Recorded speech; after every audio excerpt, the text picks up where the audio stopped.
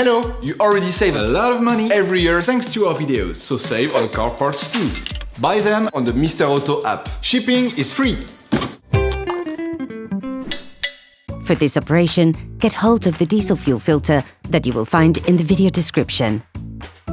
Turn off the ignition, pull up the handbrake, pull on the bonnet release lever and open the bonnet.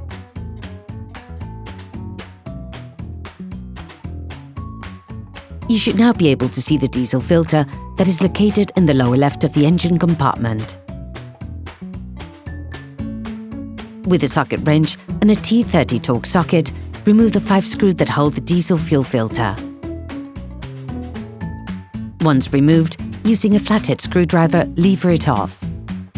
Then move the flange out of the way so that it will not be an issue during the following operations, yet ensure it remains attached with the hoses. Take a liquid collector for the diesel that will flow out of the filter.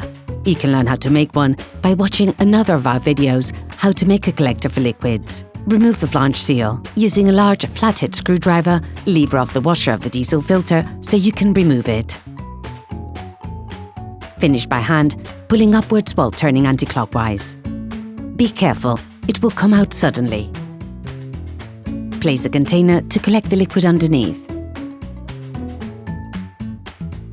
Using a flathead screwdriver, remove the seal on the fuel inlet and outlet ducts.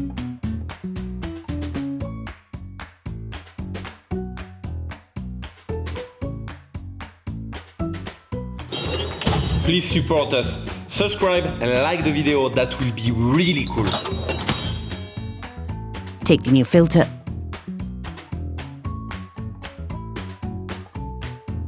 and compare it with the old one to ensure that they're identical. Replace the flange seal. Then the one on the fuel inlet and outlet ducts, pushing down on it to ensure that they are properly in place. Insert the new filter element, pushing downwards to the bottom of the box.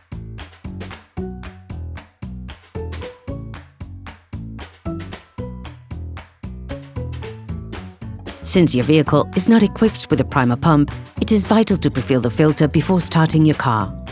Take a container filter with oil and fill the filter. Put the flange back, screwing the 5 screws back in.